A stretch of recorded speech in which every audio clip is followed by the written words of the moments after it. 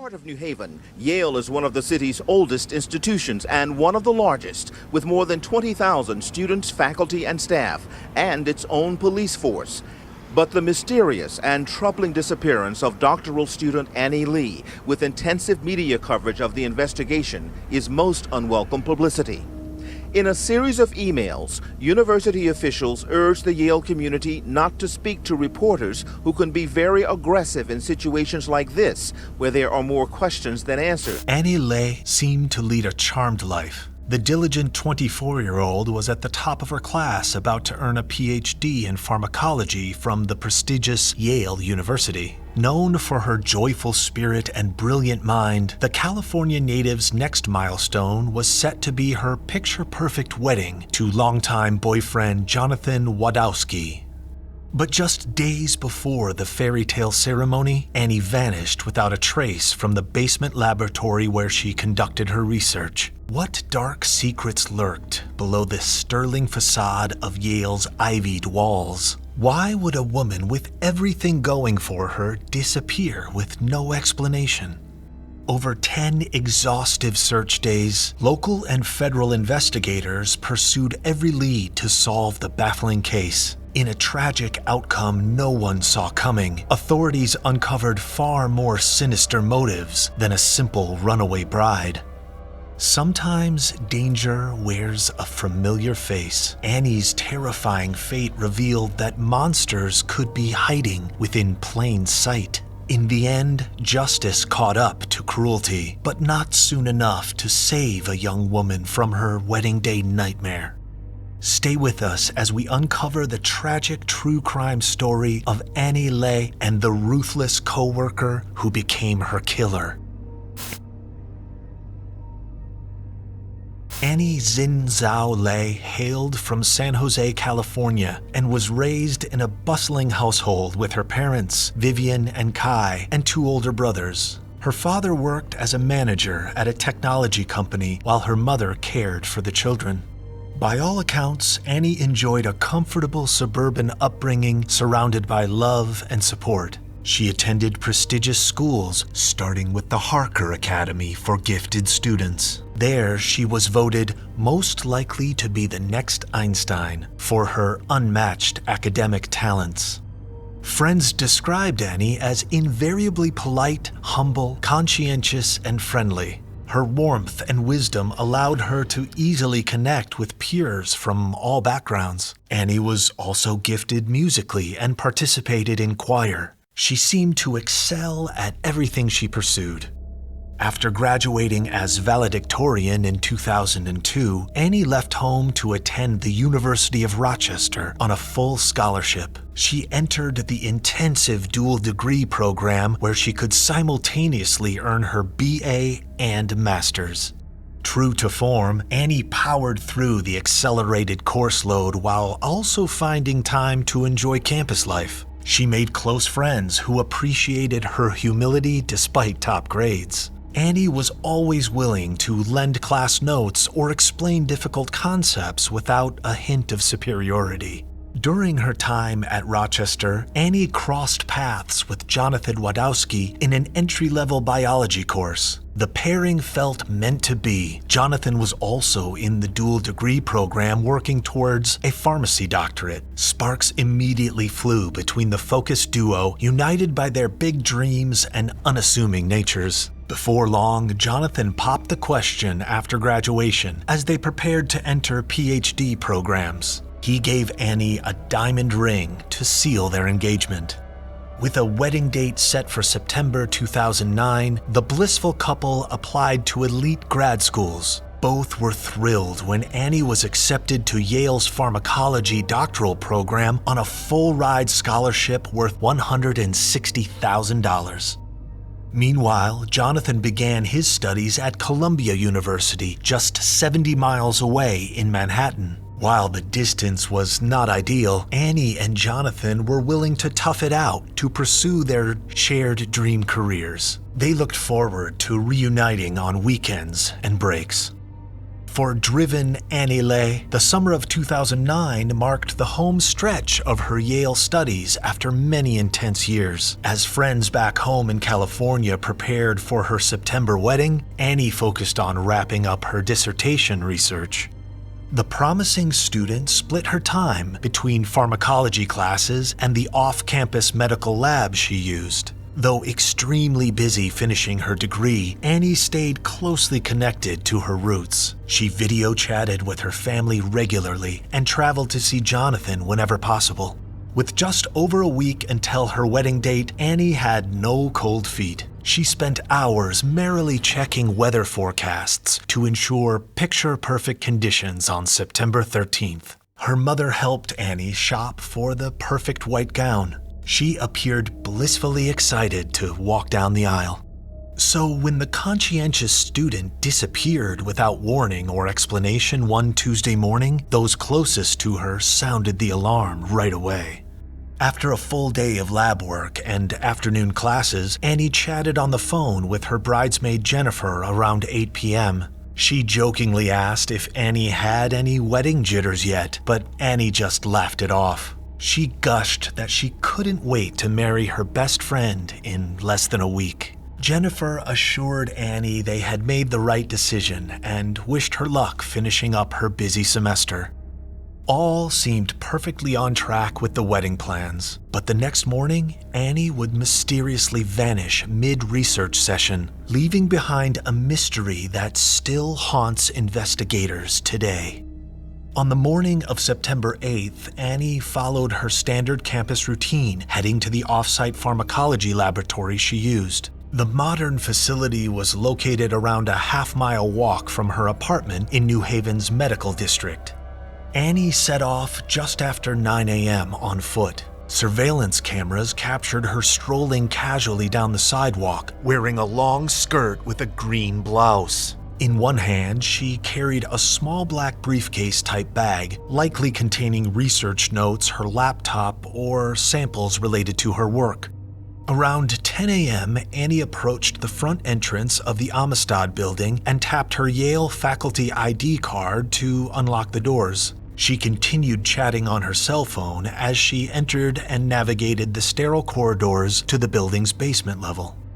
Annie finally wrapped up her call just as she reached the reinforced door for lab room G13. For the second time, she presented her Yale ID card to a digital reader. The light flashed green in approval, and Annie entered her private research space for the day.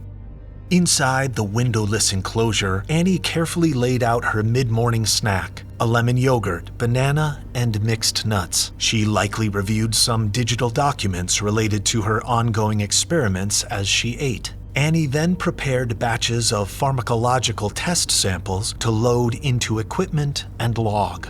Meanwhile, upstairs on the Amistad building's main floor, her coworker Ray Clark had clocked into his own shift around 7 a.m. However, that day, Clark was assigned to different tasks in a separate laboratory room. Over 5 agonizing search days, Clark's subtle lies and suspicious behavior would cast him as the prime suspect in Annie's disappearance. But in these early moments, he seemed nothing more than a familiar face around campus. Hours passed uneventfully in the basement labs until a sudden emergency drill jolted the building's occupants. At 12:47 p.m., piercing sirens signaled a fire alarm, not an uncommon test to ensure safe evacuation protocol. Research personnel were well accustomed to swiftly exiting rooms for 10 to 15 minutes whenever alarms periodically sounded. This time, tragedy lurked below the routine disruption. When the sirens finally ceased wailing, pharmacology major Annie Lay failed to re-emerge from room G13 amid other professors and students filtering back inside. In fact, she would not be seen alive again. By late afternoon, Annie's continued absence had set off grave alarm bells among friends expecting her arrival. She never appeared at a planned dinner meeting around 5 p.m., nor did Annie return to her off-campus apartment a mile away when evening fell. The conscientious student always kept precisely scheduled days, never missing commitments without an explanatory call or text. She remained hyper-focused on her demanding dissertation research in the final weeks before graduation ceremonies. It was extremely out of character for Annie to disappear for hours without contact. When repeated calls and texts went unanswered past 9 p.m., Annie's concerned roommate Jenny Chang notified campus authorities to report her missing. Yale officials quickly contacted the New Haven Police Department to escalate the search for Annie as a high-risk missing person. Annie's odd disappearance quickly became big news. Reporters were all over the campus, and over 100 law enforcement officers joined the search too. Authorities weren't initially sure if they were dealing with an abduction or something even more sinister, but some believed Annie had maybe got cold feet about her wedding and run away. This was quickly refuted by her friends and family, however. Investigators immediately began combing over security footage and card swipe records, seeking clues. They also attempted unsuccessfully to ping Annie's cell signal, which had apparently powered down or gone out of range. Around 11 p.m., 2 detectives accompanied Annie's close friends to unlock her on-campus apartment in case she had simply lost or forgotten her phone while studying or napping. But the darkened premises showed no signs of recent use. Without any leads to Annie's perplexing vanishing act just over 12 hours prior, detectives took drastic steps to lock down potential evidence. They made the call around midnight to seal off Annie's lab room G13 as an active potential crime scene pending further investigation at first light.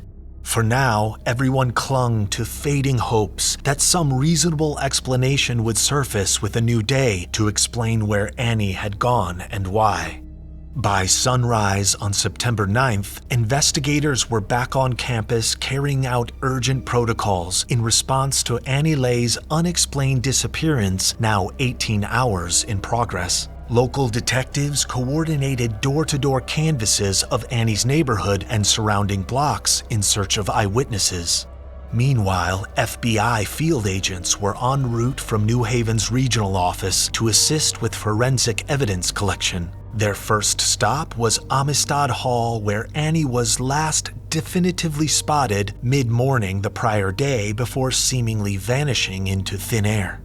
Around 8:30 a.m., the FBI evidence team gained access to passkey-protected Lab Room G13, Annie's basement-level workspace for intense pharmacological experiments. The sterile enclosure remained untouched since detectives sealed it off as a precaution the previous midnight. FBI photographers thoroughly documented the entire room from multiple angles before anything could be disturbed. Visually, the cramped lab appeared tidy and innocuous, with no alarming signs of obvious violence or struggle. They noted yogurt parfait remnants indicating Annie had eaten there as usual. Next, gloved agents began meticulously combing every surface and crevice, seeking microscopic clues that might shed light on events leading up to Annie's disappearance right after an emergency alarm. Delicate trajectory blood spatter or fabric snags could hint at areas of conflict amid her routine morning research. Eventually, the exhaustive search uncovered several subtle, puzzling details easy to overlook at first glance. Investigators logged a single droplet of blood by a storage closet, an earring back by a sink, and a cracked fingernail tip with red polish under a work table. Annie was known to favor a bold red manicure.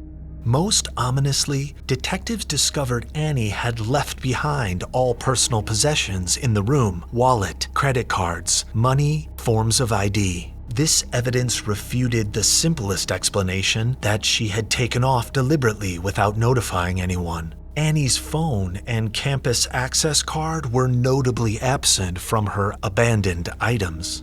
Around 2 p.m., the FBI evidence response team expanded their scope through adjoining hallways and backup labs branching off the main G13 room. Luminol tests revealed faint traces of blood droplets trailing towards a biohazard storage room and locker area. Specially trained human remains detection canines brought on site began sniffing and signaling they detected deceased scents near the same vicinity.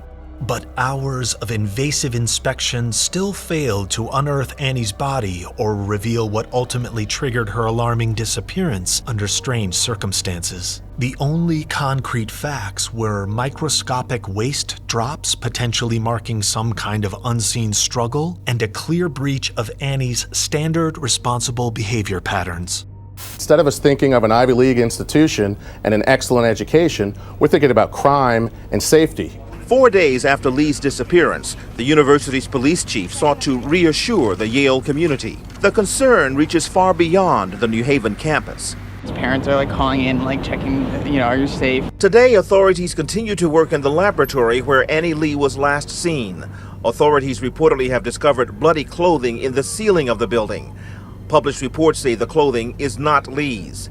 Investigators are also pouring through garbage at a Hartford waste facility looking for clues. The FBI continues to head up the investigation, numbering some 100 law enforcement authorities from Yale, the city of New Haven, and the state of Connecticut in an all-out effort to find Annie Lee.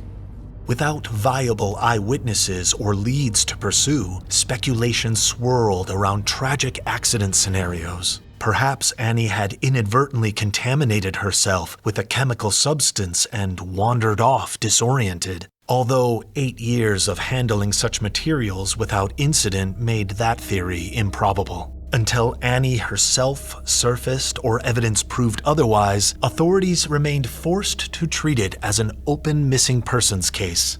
But new leads suggesting darker revelations would soon surface from an unexpected direction: Annie Lee's own co-worker. In the days following Annie Lee's bizarre disappearance from a Yale medical lab, investigators pursued every viable lead to no avail. With no witnesses or evidence revealing what happened during 12 missing hours, many feared sinister secrets shrouded the Sterling campus. But microscopic traces lifted from room G13 pointed to a constrained, violent encounter. Speculation ran rampant that Annie had somehow become an innocent victim of horrific crime. However, absent a body or further facts, authorities lacked concrete direction to act on this chilling theory. That's when cracks began showing in one coworker's account of events leading up to Annie's vanishing act. While detectives questioned Annie's classmates and intimates seeking clues, technician Raymond Clark III had faded innocuously into the background during early canvasses. But 5 days after Annie went missing, gaping holes emerged in Clark's initial statements about what happened at the crucial hour. The 24-year-old lab tech provided maintenance support across medical school facilities, often troubleshooting equipment in Annie's basement lab room. Clark told investigators he had glimpsed Annie briskly leaving the G13 premises around 12:30 p.m., shortly before fire alarms sounded. His claims seemed to align with swipe card logs showing Clark accessed a utility closet just before Annie supposedly exited. Perhaps she had urgent business on campus and left behind belongings accidentally in her haste? However, detectives reviewing time-stamped surveillance tapes could find absolutely no visual proof Annie had walked out at 12:30 p.m. as Clark attested. In fact, no footage existed of her exiting the building at all after entry that morning. Clark's eyewitness sighting was conclusively false. This glaring inconsistency shifted focus onto Clark's own activities and access that critical day. Further audit of ID card data revealed far more extensive contact with Annie's workspace than initially admitted. Between 10:40 a.m. and 3:45 p.m. on September 8th, Clark had entered lab room G13 and the adjacent supply area over 55 times. He was also captured on camera leaving the premises immediately following the fire drill before circling back 14 minutes later. And this was confirmed using his keycard and the cameras. They also captured Ray leaving when the fire alarm went off that afternoon and coming back in at 1:10. He walked around the basement area wearing slightly different scrubs before clocking off just before 4 p.m. Why the unnecessary extra exits and repeated trips if not concealing some clandestine actions? Detectives dug deeper into Clark's employment background for additional warning signs. While generally regarded as courteous and competent by professors, several students had lodged complaints about Clark's volatile outbursts. They considered him rude and controlling about enforcing clean lab protocol. Most tellingly, Clark himself remained unmarried but happened to be newly engaged, like victim Annie Lay. One theory emerged that Clark harbored intense envy towards Annie over their parallel wedding timelines. Perhaps he secretly resented her charming life about to culminate in a fairy tale marriage and coveted Ivy League degree. New Haven police have made an arrest in the killing of a Yale University graduate student, Annie Lay. Before the sun came up this morning, unmarked cars had surrounded this Motel 8 in Cromwell, Connecticut.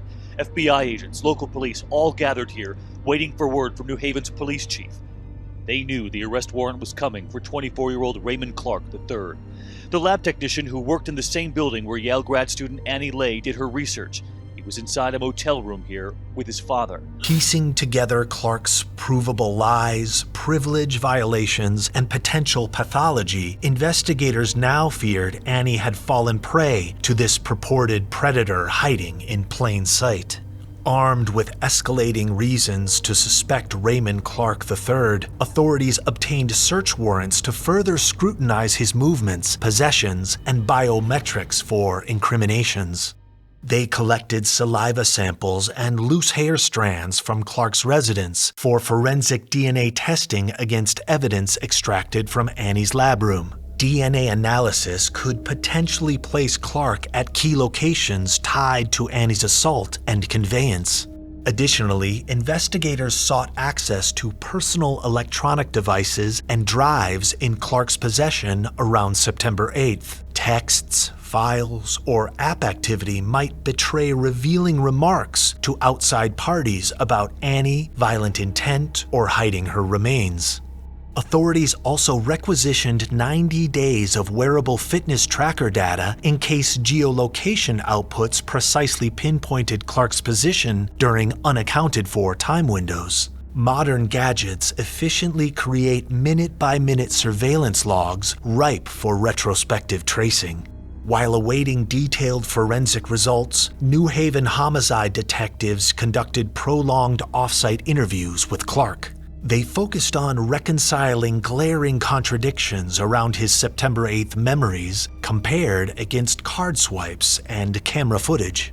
Clark arrogantly insisted no one could prove whether or not he actually saw Annie depart from room G13, but science would soon expose unambiguous, deadly deceits.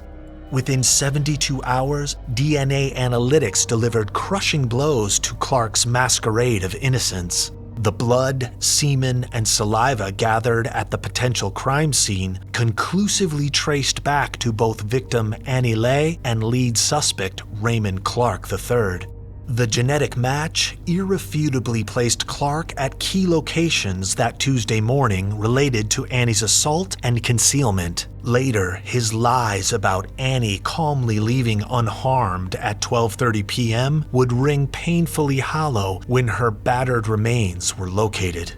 Investigators also uncovered deeply incriminating search engine activity from Clark's accounts in the week prior. Chilling queries included how to pass a polygraph test, 5 most famous murders, and quick ways to die instantly.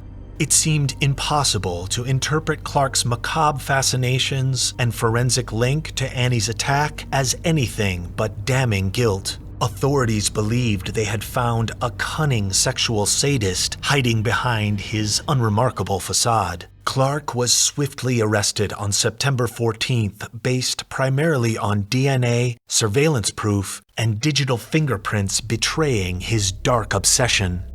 Tragically, 5 days after Clark's capture, a maintenance worker discovered Annie Lee's degraded corpse wedged inside a basement structural hollow. It was concealed just yards from her lab room crime scene, confirming she had never even left the building alive. Clark crudely stuffed Annie next to biohazard bins after evidently torturing, sexually defiling, and strangling her within earshot of students and faculty obliviously going about their days.